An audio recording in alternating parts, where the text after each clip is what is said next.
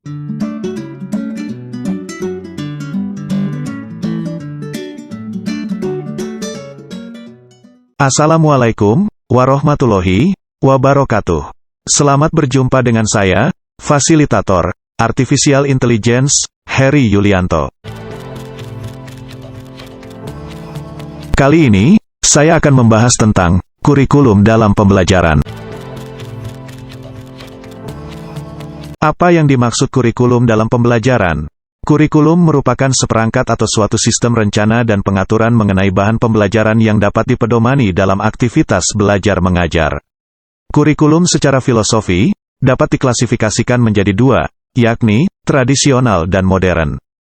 Filosofi tradisional, kurikulum berarti materi pelajaran, subject matter.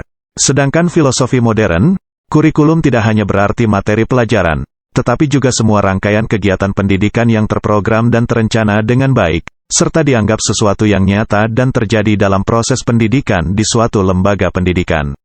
Pengalaman belajar, learning experience, diperoleh dengan melakukan berbagai kegiatan interaksi sosial di lingkungan lembaga pendidikan, maupun pengalaman hidup, life experience, dari peserta didik. Artinya, kurikulum dapat dimaknai sebagai titik awal sampai titik akhir pengalaman belajar murid.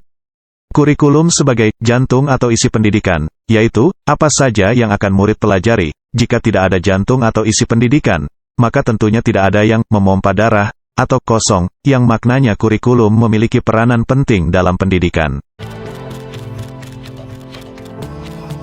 Kenapa kurikulum selalu berubah? Pertama, sistem pemerintahan yang berubah. Adanya pergantian sistem pemerintahan, sehingga berpengaruh pada pembaharuan aspek sosial, politik, ekonomi, ideologi, dan sistem pendidikan. Kedua, kemajuan informasi, teknologi dan perkembangan zaman. Adanya pembaharuan iptek yang cepat, sehingga kurikulum mengikuti perkembangan. Perkembangan zaman, menuntut keahlian dan kompetensi untuk beradaptasi di dunia kerja. Ketiga, gagasan baru dari ahli pendidikan.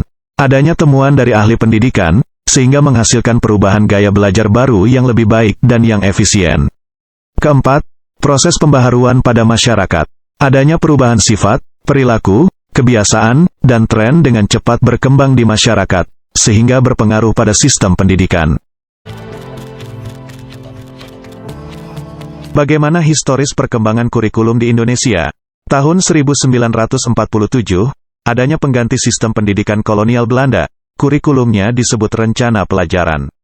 Tahun 1952, menggunakan kurikulum rencana pelajaran terurai, di mana setiap isi pelajaran harus bisa dihubungkan dengan kehidupan sehari-hari.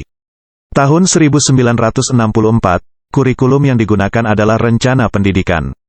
Rakyat mendapat pengetahuan akademik sejak pada jenjang sekolah dasar. Pembelajaran diarahkan pada pengembangan moral, kecerdasan, emosional, kepribadian, dan jasmani. Tahun 1968, dilakukan pembaharuan kurikulum tahun 1964, di mana pendidikan untuk membentuk manusia Pancasila sejati, kuat, sehat jasmani, mempertinggi kecerdasan dan keterampilan jasmani, moral, budi pekerti, dan keyakinan beragama. Mata pelajaran lebih bersifat teoritis. Tahun 1975, dilakukan penggantian kurikulum tahun 1968 yang berorientasi pada tujuan, menganut pendekatan integratif, efisiensi dan efektivitas sumber daya dan waktu, menggunakan prosedur pengembangan sistem instruksional atau PPSI, menekankan pada stimulus respon atau rangsang jawab, dan latihan atau drill, serta berorientasi pada tujuan instruksional. Tahun 1984, menggunakan kurikulum 1975 yang disempurnakan berbasis Project Skill Approach dan cara belajar siswa aktif atau CBSA. Tahun 1994, menggunakan perpaduan kurikulum 1975 dan kurikulum 1984. Sistem pembelajarannya 1 tahun dibagi menjadi 3 caturwulan, siswa diarahkan untuk lebih memahami konsep dan terampil dalam menyelesaikan soal dan masalah. Tahun 2004, menggunakan kurikulum berbasis kompetensi atau KBK, di mana setiap mata pelajaran memiliki rincian kompetensi yang harus dicapai oleh siswa. Alat ukur pencapaian kompetensi siswa hanya berupa ujian akhir sekolah dan ujian nasional yang jawaban dari soalnya adalah pilihan ganda.